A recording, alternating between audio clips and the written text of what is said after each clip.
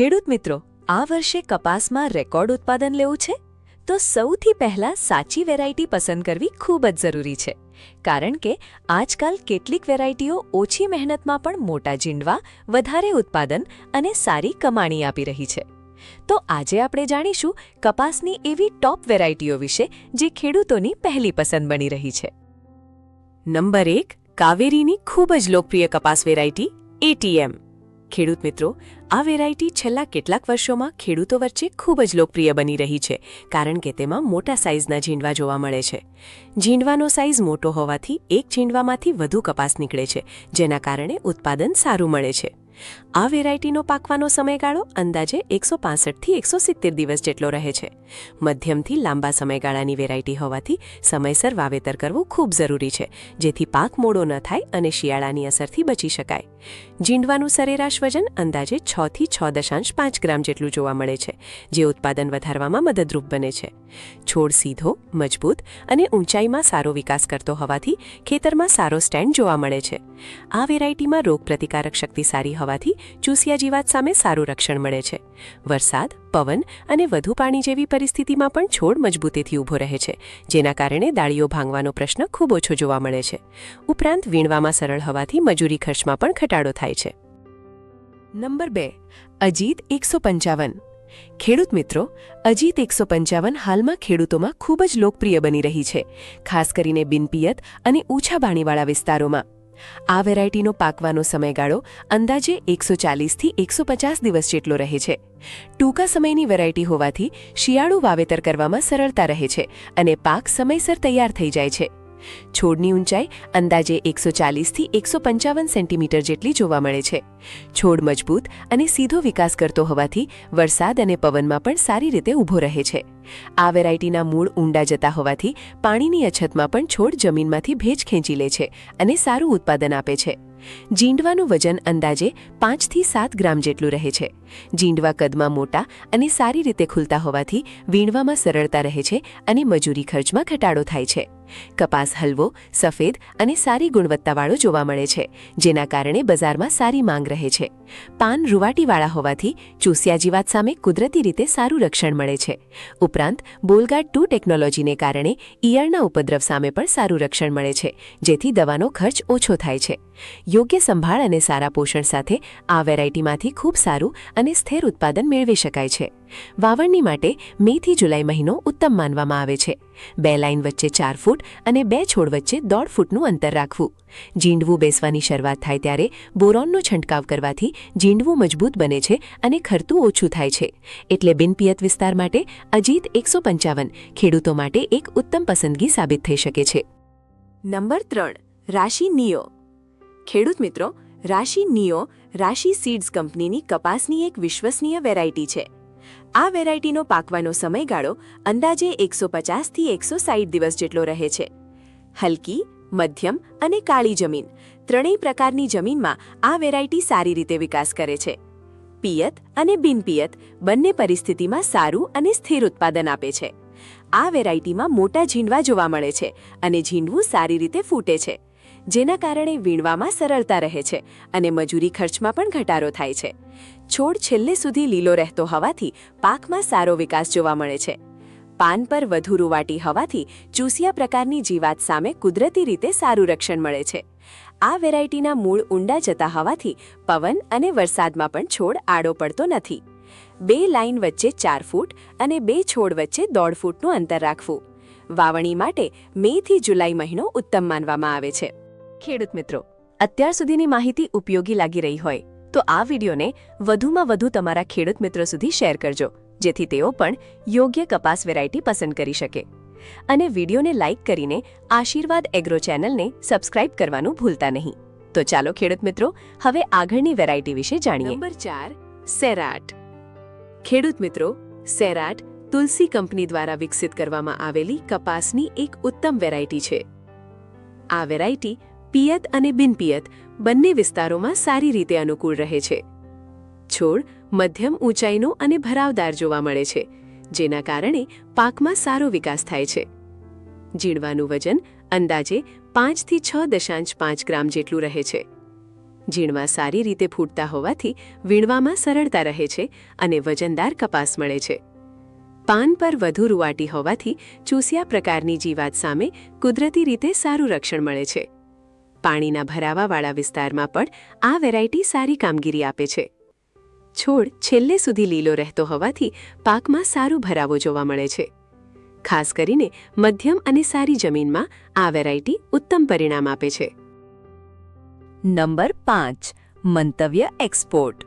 ખેડૂત મિત્રો, મંતવ્ય એક્સપોર્ટ હાલમાં ખેડૂતોમાં વિશ્વાસ મેળવનારી કપાસની એક સારી વેરાયટી છે.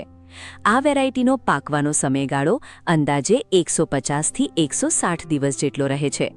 આ વેરાયટીમાં મધ્યમ પ્રકારના જીંડવા જોવા મળે છે અને કપાસની ગુણવત્તા પણ સારી રહે છે. છોડ ખુલ્લા પ્રકારનો હોવાથી હવા અને પ્રકાશનું સંચાલન સારું રહે છે. જીંડવા સારી રીતે ખુલતા હોવાથી વીણવામાં સરળતા રહે છે અને મજૂરી ખર્ચમાં ઘટાડો થાય છે. પાંદમાં વધુ રૂંવાટી હોવાથી ચૂસિયા પ્રકારની જીવાત સામે કુદરતી રીતે સારું રક્ષણ મળે છે. આ વેરાયટી ખીલા મૂળવાળી હોવાથી છોડ જમીનમાં મજબૂતીથી પકડ બનાવી રાખે છે. પવન અને વરસાદ સામે પણ આ વેરાયટી સારી મજબૂતી બતાવે છે અને છોડ આડો પડતો નથી. છોડ છેલ્લે સુધી લીલો રહેતો હોવાથી પાકમાં સારો વિકાસ જોવા મળે છે. કપાસ વજનદાર અને સારી ગુણવત્તાવાળો હોવાથી બજારમાં સારી માંગ રહે છે. લગભગ દરેક પ્રકારની જમીન અને વાતાવરણમાં આ વેરાયટી સારી રીતે અનુકૂળ રહે છે. વાવણી માટે મે અને જૂન મહિનો ઉત્તમ માનવામાં આવે છે. નંબર 6 નાથ સંકેત. ખેડૂત મિત્રો, નાથ સંકેત લાંબા સમય સુધી ઊભી રહેતી કપાસની એક મજબૂત વેરાયટી માનવામાં આવે છે. આ વેરાયટીનો પાકવાનો સમયગાળો અંદાજે 200 દિવસ જેટલો રહે છે. રોગ અને જીવાતનું પ્રમાણ અન્ય ઘણી વેરાયટીઓની સરખામણીએ ઓછું જોવા મળે છે. આ વેરાયટીમાં ઝીંડવાનો જથ્થો વધારે જોવા મળે છે, જો કે ઝીંડવાનું કદ થોડું નાનું રહે છે. ખાસ કરીને બિનપિયત વિસ્તાર માટે આ વેરાયટી સારી માનવામાં આવે છે. પિંક બોલવર્મ સામે પણ આ વેરાયટીમાં સારી રોગપ્રતિકારક શક્તિ જોવા મળે છે. છોડ ઊંચાઈમાં સારો વિકાસ કરતો હોવાથી ખેતરમાં સારો ભરાવો જોવા મળે છે. છોડનો વિકાસ વધારે થતો હોવાથી બે છોડ વચ્ચે અંતર થોડું વધારે રાખવું યોગ્ય રહે છે. અને જો શિયાળુ વાવેતર કરવાનું હોય તો આ વેરાયટીનો વિચાર ટાળવો વધુ યોગ્ય રહે છે. ખાસ કરીને મધ્યમ અને ભારે જમીનમાં આ વેરાયટી વધુ સારું પરિણામ આપે છે. નંબર 7 રાશિ 659 BG2. ખેડૂત મિત્રો, રાશિ 659 BG2 રાશિ સીડ્સ કંપનીની ખૂબ જ વિશ્વસનીય અને લોકપ્રિય કપાસ વેરાયટી છે. આ વેરાયટી બોલગાર્ડ 2 ટેકનોલોજી સાથે આવતી હોવાથી ઈયળના ઉપદ્રવ સામે સારું રક્ષણ આપે છે. આ વેરાયટીમાં મોટા અને વજનદાર જીંડવા જોવા મળે છે. દરેક જીંડવાનું વજન અંદાજે 5 થી 5.5 ગ્રામ જેટલું રહે છે. જીંડવા સારી રીતે ફૂટતા હોવાથી તેમાંથી વધુ કપાસ નીકળે છે અને વીણવામાં પણ સરળતા રહે છે. આ જાતનો છોડ અર્ધ સીધો પ્રકારનો હોય છે, એટલે ખેતરમાં સંચાલન સરળ રહે છે. આ વેરાયટીમાં જીંડવા પકડી રાખવાની ક્ષમતા સારી હોવાથી પવન અને વરસાદમાં પણ જીંડવા ઓછા ખરતા જોવા મળે છે. પાક પર તણાવ આવે તો પણ છોડ ઝડપથી રિકવર થઈ જાય છે અને વિકાસ ફરી શરૂ કરે છે. મધ્યમથી ભારે જમીન માટે આ વેરાયટી ઉત્તમ માનવામાં આવે છે, જો કે હલકી જમીનમાં પણ સારું પરિણામ આપે છે. પિયત અને બિનપિયત બંને પરિસ્થિતિમાં આ વેરાયટી સારી રીતે અનુકૂળ રહે છે. વાવણી દરમિયાન 2 લાઇન વચ્ચે 4 ફૂટ અને 2 છોડ વચ્ચે 1.5 ફૂટનું અંતર રાખવું. વાવણી માટે મે અને જૂન મહિનો ઉત્તમ માનવામાં આવે છે. આ વેરાયટી અંદાજે 175 થી 160 દિવસમાં પાકીને તૈયાર થઈ જાય છે. યોગ્ય માવજત અને પોષણ સાથે પ્રતિ એકડ 10 થી 12 ક્વિન્ટલ સુધીનું ઉત્પાદન મેળવી શકાય છે. નંબર 8 અજીત 5. ખેડૂત મિત્રો, અજીત 5 ટૂંકા સમયગાળામાં સારું અને મબલક ઉત્પાદન આપતી કપાસની એક ઉત્તમ વેરાયટી માનવામાં આવે છે. આ વેરાયટીનો પાકવાનો સમયગાળો અંદાજે 135 થી 145 દિવસ જેટલો રહે છે. ટૂંકા સમયની વેરાયટી હોવાથી શિયાળુ પાક સમયસર લેવા માટે આ વેરાયટી ખૂબ જ ઉપયોગી સાબિત થાય છે. છોડની ઊંચાઈ અંદાજે 125 થી 135 સેન્ટીમીટર જેટલી રહે છે. છોડ મધ્યમ ઊંચાઈનો અને મજબૂત હોવાથી પવનમાં સહેલાઈથી આડો પડતો નથી. આ વેરાયટીના જીંડવા મોટા અને વજનદાર જોવા મળે છે. જીંડવાનું વજન અંદાજે 5 થી 5.5 ગ્રામ જેટલું રહે છે. આ વેરાયટીના રેશાની લંબાઈ અંદાજે 27 થી 28 mm જેટલી હોવાથી બજારમાં સારો ભાવ મળે છે.